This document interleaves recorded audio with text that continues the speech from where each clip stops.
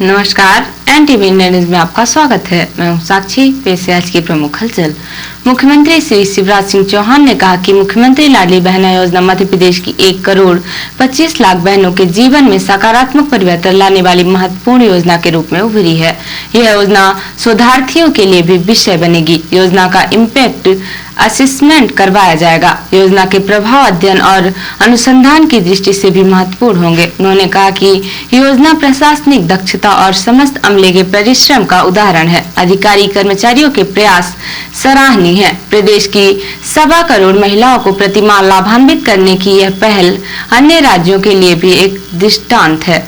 योजना की घोषणा औपचारिक शुभारंभ योजना के लिए पात्र बहनों को विभिन्न माध्यमों से जानकारी देने से लेकर टीम मध्य प्रदेश के प्रयासों से प्रेरक वातावरण का निर्माण और राशि अंतरण तक की समस्त गतिविधियों का दस्तावेजीकरण भी किया जाए। मुख्यमंत्री श्री चौहान शुक्रवार को मुख्यमंत्री निवास स्थित समत्व भवन से वीडियो कॉन्फ्रेंस द्वारा मुख्यमंत्री लाडली बहना योजना के संबंध में मैदानी अधिकारियों से चर्चा कर रहे थे।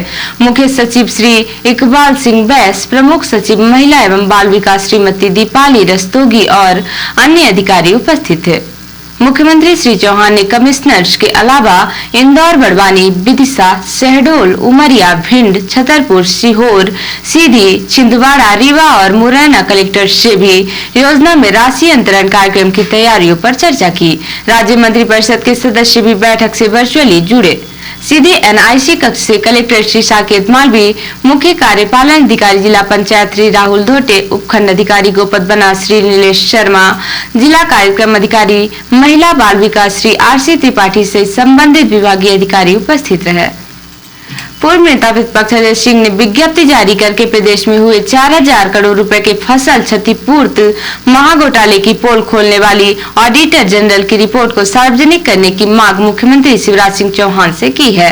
उन्होंने कहा कि सरकार द्वारा इसको सीक्रेट बताना ही संदेह पैदा कर रहा है। सिंह ने कहा है कि विधानसभा में लाए गए अविश्वास प्रस्ताव में कांग्रेस ने किसानों के नाम पर फर्जी लोगों के खातों में मुआवजा दिए जाने के प्रकरण को उठाया था, लेकिन सरकार में बैठे लोग आश्चर्यजनक रूप से मौन थे। उन्होंने आशंका व्यक्त की है कि किसानों के नाम का मुआवजा भाजपा के कार्यकर्ताओं के खाते में डाल दिया गया है ताकि चुनाव में उसका दुरुपयोग किया जा सके।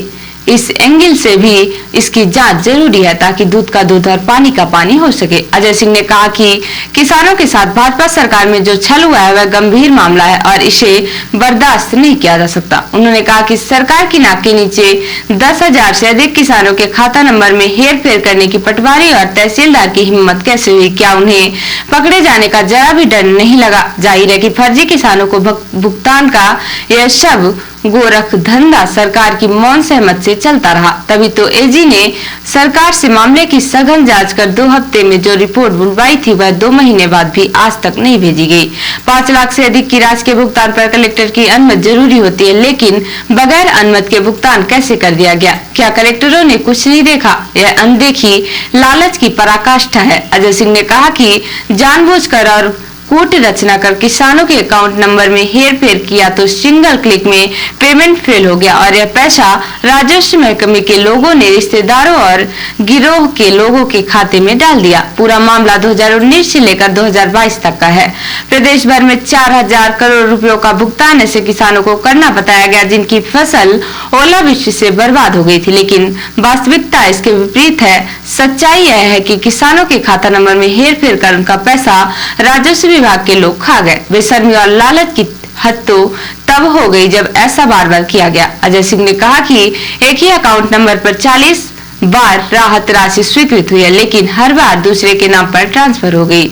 यह कृत्य योजनाबद्ध तरीके से किया गया। किसान राशन का रहने वाला और राशि झाबुआ पहुंची, यहाँ तक कि राशि दिल्ली और पंजाब तक पहुंचाएगी। उन्होंने कहा कि 13 से 14 जिलों में तो सबसे ज्यादा गड़बड़ी हुई है। सीधी जिले में आधे से ज्यादा किसानों के नाम आपदा राहत की सूची से काट दिए गए। विधानसभा क्षेत्र चुरहट भी इससे अछूता नहीं है, जहां के सैकड़ों किसान मेरे पास शिकायत लेकर आ रहे हैं। अजय सिंह ने कहा कि अगले विधानसभा चुनाव में किसान भाजपा से अपना हिसाब जरूर चुकता करेंगे और आदरणीय राहुल गांधी के कुशल नेतृत्व में हर राज्य के विधानसभा चुनाव में कांग्रेस की सरकार प्रचंड बहुमत से बनेगी।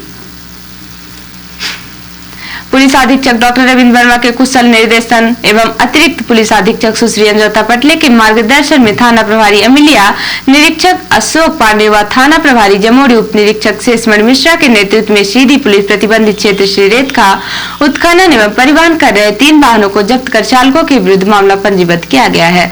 बताया गया कि भ्रमण के दौरान थाना जमोड़ी को जरिए मुखबिर सूचना मिली कि ग्राम भेलकी सोन घड़ियाल प्रतिबंधित क्षेत्र सोन नदी से कुछ ट्रैक्टर अवैध रूप से रेत का उत्खनन कर वन्य प्राणियों को क्षति पहुंचा रहे हैं। मामले की गंभीरता को देखते हुए त्वरित रूप से थाना प्रभारी जमोड़ी द्वारा वरिष्ठ अधिकारियों को उक्त सूचना से अवगत कराया जाकर सूचना की पुष्टि एवं विधिक कार्यवाही हेतु त्वरित रूप से 2 अलग अलग टीम गठित कर घटनास्थल की ओर भेजी गई, जहां पर ग्राम भेलकी सोन घड़ियाल प्रतिबंधित क्षेत्र सोन नदी के पास पहुंचे तो नदी में 2 ट्रैक्टर दिखे। पुलिस को आता देखकर एक ट्रैक्टर चालक ट्रैक्टर ट्राली उठाकर रेता अनलोड करने लगा, जिन्हें घेराबंदी कर हमरा स्टाफ की मदद से 2 बिना नंबर के आयसर कंपनी के ट्रैक्टर हमरा स्टाफ के सहयोग से पकड़े गए एवं ट्रैक्टर चालक का नाम पता पूछने पर अपना नाम क्रमशः 1 पंकज द्विवेदी पिता रोहिणी प्रसाद द्विवेदी उम्र 27 साल एवं 2 विनोद यादव पिता राम निहोर यादव उम्र 28 वर्ष दोनों निवासी भेलकी थाना जमोड़ी जिला सीधी का होना बताया। उक्त दोनों आरोपी ट्रैक्टर चालकों का कृत्य आईपीसी की धारा 379, 414 वन्य प्राणी संरक्षण अधिनियम की धारा 27, 29, 39, 41, 51 भारतीय वन अधिनियम की धारा 241, 51 खान एवं खनिज नियम की धारा 421 एवं मोटर यान अधिनियम 130, 177 का अपराध पाए जाने पर आरोपी ट्रैक्टर चालक को क्रमशः पंकज द्विवेदी पिता रोहिणी प्रसाद द्विवेदी उम्र 27 साल एवं विनोद यादव पिता राम निहोर यादव उम्र 28 वर्ष दोनों निवासी भेलकी थाना जमोड़ी जिला सीधी के विरुद्ध पृथक पृथक अपराध कायम कर 2 ट्रैक्टर में ट्राली रेता भरा हुआ कुल कीमती 5.5 लाख रुपए जब्त कर अग्रिम कार्यवाही की जा रही है। इसी तरह सूचना मिली कि ग्राम चमरौहा संतोषी पुलिया के पास एक 912 टिपर सामने लाल रंग पीछे पीला रंग अवैध रेता लोड किए ले जा रहा। सूचना से वरिष्ठ अधिकारियों को अवगत कराया जाकर एक टीम को ग्राम चमरौहा संतोषी पुलिया के पास रवाना किया गया, जो ग्राम चमरौहा संतोषी पुलिया के पास पहुंचकर घेराबंदी की गई तो 912 टिपर खड़ा मिला, जिसका चालक पुलिस को देखकर उक्त वाहन को छोड़कर भाग गया, जिसे पकड़ने का काफी प्रयास किया गया, जो अंधेरे का फायदा उठाकर भागने में सफल रहा। 912 टिपर को चेक करने पर पुल रेता भरा मिला, जिसको वजन कराने पर 8 टन कीमती 12,000 रुपए निकला। आरोपी चालक का उक्त कृत्य धारा 379, 414 के तहत 4/21 खान खनिज अधिनियम का दंडनीय अपराध पाए जाने पर आरोपी चालक के विरुद्ध अपराध कायम कर 912 टिपर रेता भरा हुआ कुल कीमती 8,12,000 रुपए जब्त कर अग्रिम कार्यवाही की जा रही है। विगत माह में टनल में हुई बस दुर्घटना के बाद सीधी जिले में दुर्घटनाएं रुकने का नाम नहीं ले रही हैं। एक अंतराल के बाद कहीं न कहीं जिले में कोई ना कोई दुर्घटना हो जाती है, जिसमें लोग हताहत हो जाते हैं और घायल हो रहे हैं। 8 जून को सीधी जिले की टिकरी चौकी के गांव डोल में हुई बस दुर्घटना में 7 लोगों के मारे जाने के बाद 9 जून को एक बार फिर सिमरिया के पास एक बस अचानक मध्यांचल ग्रामीण बैंक के पास अनियंत्रित होकर पलट गई, जिसमें 7 लोग गंभीर रूप से घायल हो गए, जिन्हें इलाज के लिए चिकित्सालय पहुंचाया गया है। जिले में रोज रोज हो रही दुर्घटनाओं से आमजन काफी खौफजदा है। रिपोर्टर हिमायत रौतेला ने बताया कि नैनीताल समर वेकेशन होने से नैनीताल का पर्यटन सीजन रफ्तार पकड़ चुका है। शुक्रवार से ही पर्यटकों की भीड़ बढ़ने लगी, होटल भी फुल हो गए। रूसी बाईपास व नारायण नगर में सैकड़ों वाहनों को पार्क किया गया। पूरे नैनीताल नगर की पार्किंग फुल दिखी। ठंडी हवाओं के बीच देश के विभिन्न शहरों से पहुंचे पर्यटक इन दिनों नैनीताल समेत हिल स्टेशनों का भरपूर आनंद उठा रहे हैं। पर्यटकों की बढ़ती भीड़ देखकर पर्यटन कारोबारी खुश है। नैनी झील में नौकायान के लिए पर्यटकों का तांता लगा रहा। शहर के किलवरी व जू में 1600 पर्यटक हर दिन पहुंच रहे हैं। स्ट्रोव्यू, 12 पत्थर, 1000 टिफिन टॉप, राजभवन, नैना देवी मंदिर सहित अन्य पर्यटन स्थलों में भी पर्यटकों की काफी भीड़ नजर आई। हिमालय दर्शन, चाइना पिक टिप टॉप, 12 पत्थर के साथ कैची धाम में काफी संख्या पर्यटकों की भी भीड़ नजर आई। बैटॉनिक गार्डन, केयू गार्डन, वाटरफॉल आदि स्थानों में काफी पर्यटक पहुंचे। और अब से प्रादेशिक हलचल। रीवा के त्योथर में कोल सम्मेलन में तेज आंधी पानी से उड़ा सीएम के कार्यक्रम का टेंट। पानी से बचने इधर उधर छिपते नजर आए लोग। भोपाल में मंत्री के बंगले के बाहर यूथ कांग्रेस का प्रदर्शन। लोकायुक्त जांच के मामले में भूपेंद्र सिंह के इस्तीफे की मांग। 7 जिलों में बनेंगे स्पेशल कोर्ट। एनडीपीएस एक्ट के मामलों का होगा जल्द निपटारा। गृह मंत्री बोले एमपी में 5 नए थाने खुलेंगे। और निवाड़ी में शादी के 24 दिन बाद पत्नी की हत्या। अवैध संबंधों की आशंका में 2 दोस्तों के साथ जंगल ले जाकर कुल्हाड़ी मारकर ली जान। और अब पेश राष्ट्रीय हलचल। अखंड भारत के विरोध में ग्रेटर नेपाल का नक्शा।